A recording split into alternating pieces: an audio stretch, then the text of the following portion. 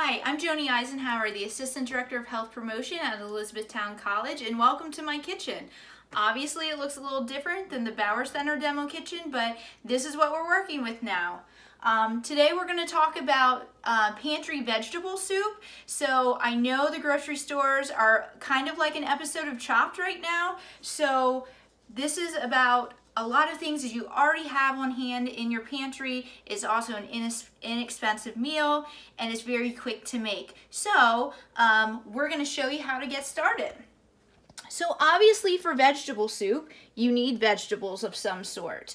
One thing that I always have on hand in the freezer is a package of mixed vegetables. You do not have to thaw these out in advance to add to your pot.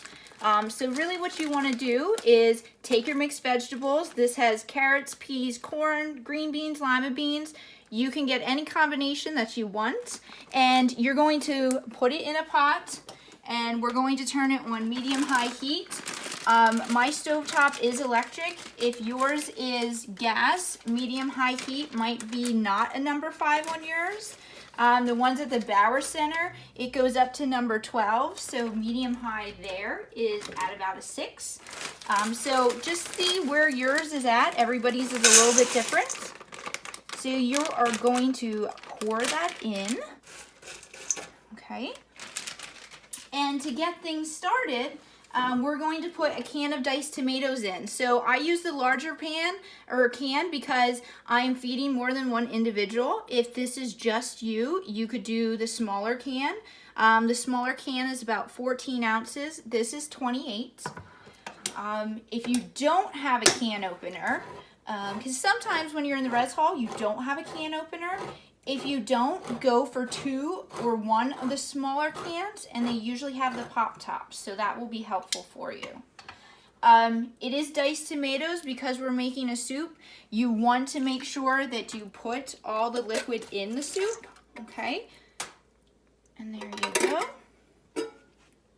So, in addition, I have 1 leftover potato from the other evening from a different meal. So I'm going to add that to my soup a while. If you have like any leftover peppers, mushrooms, any fresh carrots, you can absolutely do this with fresh vegetables as well.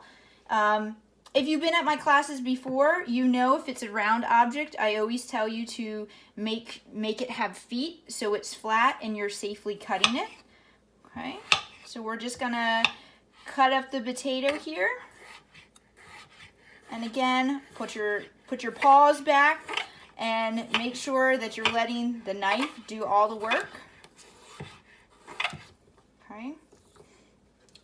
Potato, I'm not going to add that right away. Sometimes when you add potato or something else that's a high starch, even pasta, it's going to become mush pretty quickly. So you don't want to add it too soon. So what I'm going to do is add broth. Now I did tell you this was a vegetarian recipe. My fault, I got chicken broth instead of vegetable stock. So if you want to truly make this vegetarian or vegan, you want to make sure that you get a stock that meets that. And I just add about half of it in there. If you like your soups thicker, you don't have to add that much. I usually add half, and then I decide if I need a little bit more moving forward. Okay, just gonna mix that up a little bit. And you might have some chunks of the frozen vegetables sticking together. Just try to break that up with your spoon. And if you saw the post from Wednesday about the hashtag Blue Jay Bites, it was talking about making your plate colorful. You see this is obviously a really colorful meal. Your colors of carrots, the orange, it has a lot of vitamin A, and that's really helpful for the eyes. So there's a lot of nutrients in colorful fruits and vegetables. Okay. So I'm going to add a little bit of seasoning. Diced tomatoes have some salt in. The broth that I'm using is unsalted, so I am going to add a little bit of salt. If you are following a low sodium diet, you You don't want to add a whole lot extra, especially if you're using salted stock or broth. Right now, I'm just adding a little bit of basil leaf, dry basil leaves. If you were going to do fresh basil works better if you add it at the end because the leaves don't really hold up well to heat. I'm adding pink Himalayan salt, and I think a question that I often get asked is what's the difference between all the different salts? Really, the only difference is how they process it. And the one benefit of pink Himalayan salt is that it has trace minerals in it, and that is the only difference. Is it healthier? That's kind of up for debate. I don't say any salt is extremely healthy, but definitely it is a little bit better than regular salts.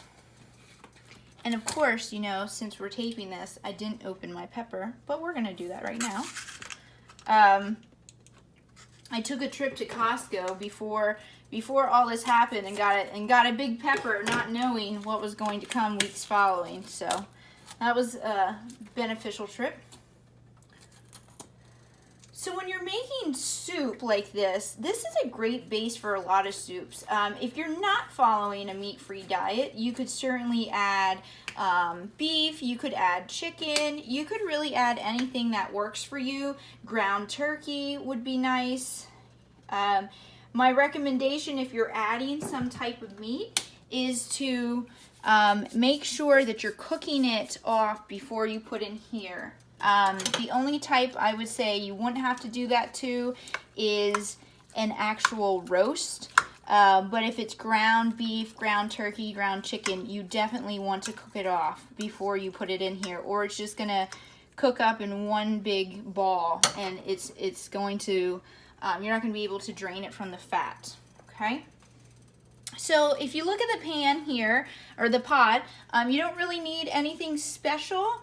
This is just one pot here that I have. You don't have to use a stock pot for soups. You don't have to use a Dutch oven either. I just usually use this one. So I am going to add my potatoes now. I tried to get them slightly all the same size. And you just mix that in. You could also add pasta to this if you wanted to. I know sometimes if you have a family at home, sometimes kids are more apt to eat things with pasta in versus vegetables. So that would be a way to get more individuals in your family excited about eating it. And also with the pasta, you don't want to add it too soon. You can also pre-cook the pasta and just add it at the end. The only thing with that is it's not going to develop the flavors of the broth and everything in there as easily. So orzo is a great addition. You could do rice, you could do ribbles, you could do a whole bunch of things here. So this is just a base. And all the things that I had here, the diced tomatoes, the broth, the mixed vegetables, and I just had a lone potato that probably wasn't going to be used. Really, this comes in about $5–6. So really a wallet-friendly meal. So we're going to take one last look at this. Make sure it's on medium heat. And you're really just going to put the lid on and let it simmer. I usually like to let it simmer for about a half hour, 45 minutes to get those flavors infused together. If you have fresh herbs, it'd be nice to add them with about like 10 minutes left. That would be a great time to add the pasta if you don't cook it separately. That would also be a great time to add if you're cooking any meat with about 10 minutes left. And so head over to our eTown store, Facebook page, our Twitter page, and our Instagram page and see a picture of the final product, and we'll have the recipe for you. Take care, everyone.